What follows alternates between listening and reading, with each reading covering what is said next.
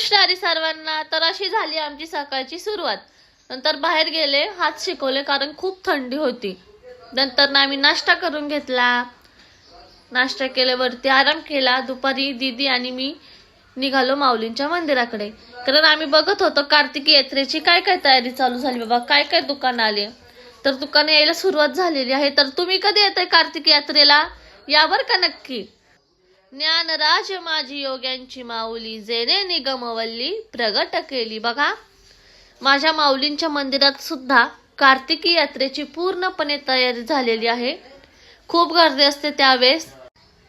पवन दादा मोबाईल मध्ये डोकं घालून चालला होता, त्याला मी डचकून टाकलं, बघा कसा डचकला। हे सुवर्ण पिंपळ, माऊलींच्या आईने इथे 1.25 लाख प्रदक्षिणा मारल्या होत्या।